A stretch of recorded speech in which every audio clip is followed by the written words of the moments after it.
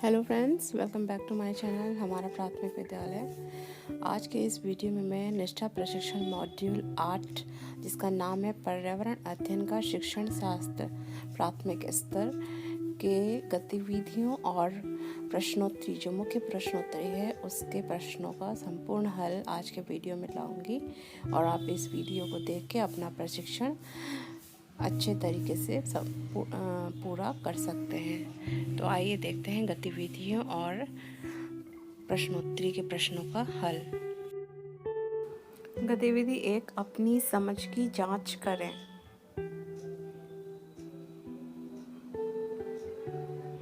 सही या गलत बताएं। चित्र 1 में दिए गए सभी विषय पर्यावरण अध्ययन से जुड़े हैं। सही। पर्यावरण अध्ययन कला, शिक्षा, गणित और भाषा से संबंधित नहीं है। गलत।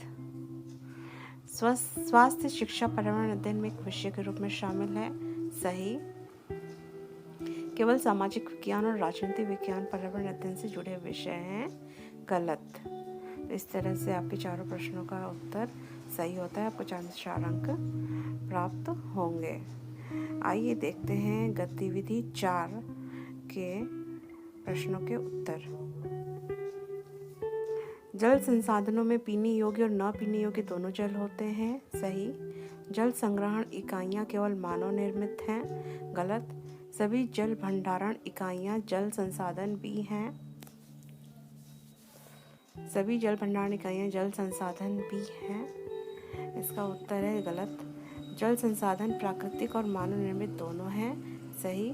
सभी जल संसाधन जल भंडारण इकाइयां हैं। सही। इस तरह से आपके 5 में से 5 प्रश्न के उत्तर सही होते हैं और आपको पूरा अंक प्राप्त होता है। अब आइए देखते हैं मुख्य प्रश्नोत्तरी के प्रश्नों के उत्तर। निम्नलिखित में से कौन सा कथन पाठ्यचर्या संबंधी अपेक्षाओं और सीखने के प्रतिफलों के बारे में सही है? पाठ्यचर्या संबंधी अपेक्षाओं और सीखने के प्रतिफलों के बीच कोई संबंध नहीं है। सीखने के प्रतिफल पाठ्यचर्या और अपेक्षाओं को हासिल करने में मदद करेंगे। प्रत्येक कक्षा के लिए पाठ्यचर्या अपेक्षाएं अलग होती हैं। प्रत्येक कक्षा के लिए सीखने के प्रतिफल अलग होते हैं। तो इसका सही उत्तर है प्रत्येक कक्षा के लिए सीखने के प्रतिफल अलग होते हैं। कक्षा 1 और 2 में पर्यावरण अध्ययन भाषा और गणित के साथ पढ़ाया जाता है, अलग विषय के रूप में पढ़ाया जाता है। पढ़ाना संभव नहीं है, किसी भी तरह से नहीं पढ़ाया जाता है। इसका सही उत्तर है भाषा और गणित के साथ पढ़ाया जाता है। प्राथमिक स्तर पर पर्यावरण अध्ययन के सिखाने और सीखने के उद्देश्यों में शामिल नहीं किया जाता है।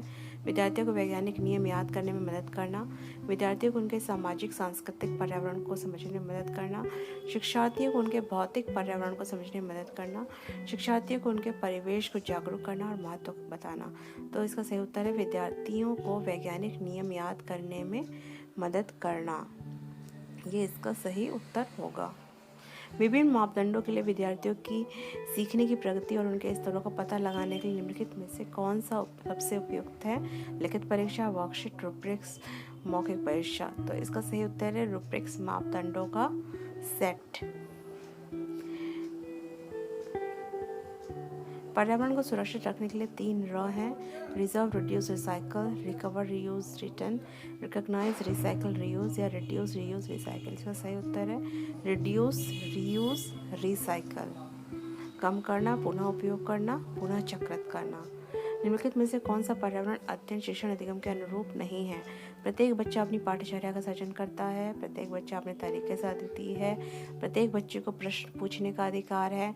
प्रत्येक बच्चा अपने ज्ञान का सर्जन स्वयं करता है। तो इसका सही उत्तर है प्रत्येक बच्चा अपनी पाठ्यचर्या का सर्जन करता है। निम्नलिखित में से कौन सा बच्चों के बीच व्यक्तिगत सामाजिक गुणों को बढ़ाने में मदद करता है? कक्षा में सहयोगी और सहकारी रूप से सीखने को बढ़ावा देना, कक्षा में इस पर शिक्षक पर प्रतिदिन 5 मिनट की बात करना, संबंधित मुद्दे पर विशेष व्याख्यान आयोजित करना, विषय पर प्रश्नोत्तरी आयोजित करना। तो सही उत्तर है कक्षा में सहयोगी सहकारी रूप से सीखने को बढ़ावा देना। प्राथमिक स्तर के पर्यावरण अध्ययन की पाठ्यचर्या में होना चाहिए। आसपास की चीज़ों की जांच पड़ताल करने के अवसर उपलब्ध करवाएं। केवल पाठ्य पुस्तक में संकल्पनाओं की पूरी व्याख्या पर ध्यान केंद्रित करें। शब्दों की पूर्ण रूप से सही परिभाषा पर अधिक जोर दें। अध्याय के अंत में अधिक प्रश्न अभ्यास पर शामिल करें। आसपास की चीज़ों की जांच पड़ताल करने के अवसर उपलब्ध करवाएं। इसका सही उत्तर होगा पर्यावरण अध्ययन जिसे बढ़ावा नहीं देता है, करके सीखना। बहुत सवाल पूछना, परिभाषाओं को याद करना, पूछताछ और जांच पड़ताल। तो इसका सही उत्तर है परिभाषाओं को याद करना। राष्ट्रीय पाठ्यचर्या की रूपरेखा के अनुसार पर्यावरण अध्ययन के लिए कौन सा वाक्यांश सही है? पर्यावरण अध्ययन की प्रकृति अंतर्विषयक है। पर्यावरण अध्ययन को केवल पर्यावरण की संकल्पनाओं पर केंद्रित रहना चाहिए। पर्यावरण अध्ययन को विज्ञान और सामाजिक विज्ञान की तरह अलग से पढ़ाया जाना चाहिए। पर्यावरण अध्ययन की प्रकृति एकल विषयक है। इसका सही उत्तर है पर्यावरण अध्ययन की प्रकृति अंतर्विषयक है। इस तरह से आपके 10 में से 10 प्रश्नों के उत्तर सही होते हैं, आपको पूरा अंक मिलता है और आपका प्रशिक्षण सही तरीके से पूरा हो जाता है।